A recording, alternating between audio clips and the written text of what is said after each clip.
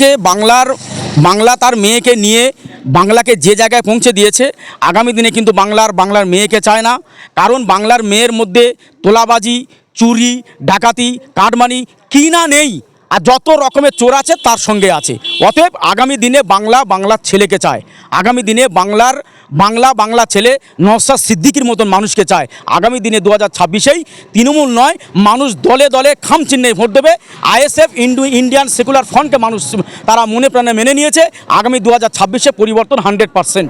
বাংলার মেয়েকে চায়, এ দূর কি বাত। ভুলে যান, এখন বাংলা এই চোর, এই ডাকাত, এই তোলাবাজি এসব মানুষ বুঝে গেছে। আইএসএফ ছাড়া কোনো গতি নেই। কিন্তু কিছু স্বার্থসিদ্ধি করা মানুষ আছে, অভিষেক ব্যানার্জির মতো দালাল, চোর, চিটিংবাজ, তারা এদের জন্য ওখানে গিয়ে কী বললেন, নওশাদ সিদ্দিকীকে হারাতে হবে, ওই সিটটা আমার নিতে হবে।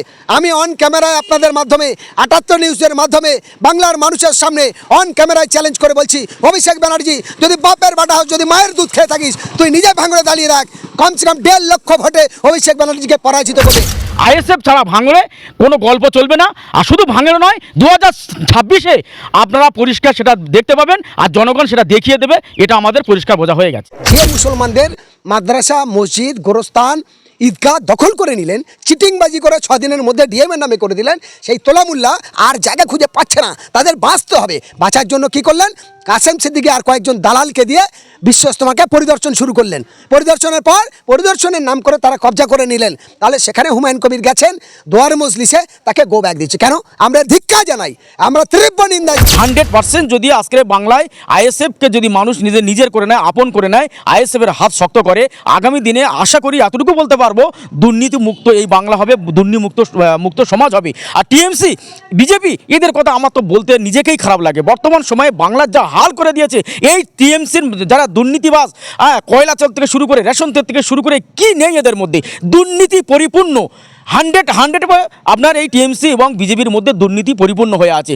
অবিলম্বে এই টিএমসি এবং বিজেপিকে বাংলা মুক্ত করতে হবে, বাংলা থেকে সরাতে হবে, এবং এই বাংলাকে যদি আবার ভালো জায়গা আনাতে হয়, বাংলা মানুষকে ভালো রাস্তা কেউ যে দেখাতে পারে, ভালো মানুষের আয় ইনকামের জায়গা যদি কেউ তৈরি করতে পারে, only for Indian secular front, আমাদের ISF India secular front chairman Naushad. Unaided মাদ্রাসা বন্ধ হয়ে যাচ্ছে, শিক্ষকদের মাইনে দিতে পারছে না, শিক্ষকরা মাইনের জন্য ধর্ণা দিচ্ছে।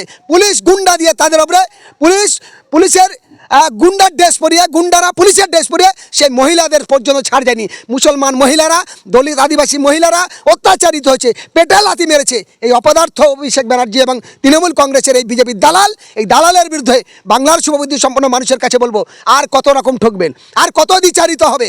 আমি দায়িত্ব নিয়ে আপনাদেরকে বলছি যে 15 বছর যেটাই তৃণমূল দালাল বিজেপির হয়ে করতে পারিনি, সেটাই আপনাদের 10 বছরের মধ্যে ইতিহাস বাংলার ঐতিহ্যকে পাল্টে দেবে, যদি আপনারা এই তৃণমূলের দালাল আর বিজেপিকে সরিয়ে বিকল্প সরকারকে আনতে পারেন। বাংলা তার মেয়েকে নিয়ে বাংলাকে যে জায়গায় পৌঁছে দিয়েছে, আগামী দিনে কিন্তু বাংলার মেয়েকে চায় না।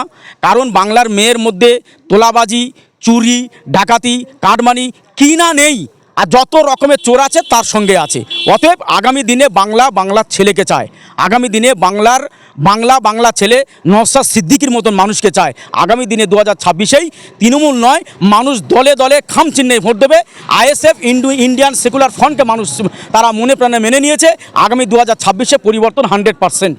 টিএমসির ব্যাপারে মুখ খুলতে আমি নারাজ, কেন ও বালি থেকে কয়লা পর্যন্ত খেয়ে নেছে, জঙ্গলমহলও খেয়ে নেছে, সেই হিসাবে ওর ব্যাপারে আমি সমালোচনা করতে রাজি নেই। আপনাদের এক থাকার আবেদন করব, আর এখন ওই গুন্ডাদের বদলে পুলিশকে দিয়ে হিন্দু বিরোধী কাজ করানো হচ্ছে। আর যারা মুসলমানদের ট্যাক্সের টাকা নিয়ে মন্দির করছে, মুসলমানের ট্যাক্সের টাকা নিয়ে প্রতারণা করছে, প্রসাদ বিতরণ করছে, যারা মুসলমানদের ট্যাক্সের টাকা নিয়ে পূজার প্যান্ডেলে দিচ্ছে, আর মুসলমানদের অংশগ্রহণকারী কিছু গরিব মানুষ, খেটে মানুষ, সে হিন্দু আছে, মুসলমান আছে, আশার মানুষ মাইনে পাবে না। আনএডেড মাদ্রাসাগুলো বন্ধ হয়ে যাচ্ছে, এবং হাজারো মাদ্রাসা পরিচালনা ঠিক নেই। মিড ডে মিলের নাম করে বিভিন্ন জায়গায় এরকম প্রতারণা চলছে, অথচ একটিও কোনো মাদ্রাসায় মিড ডে মিল চালু হয়নি।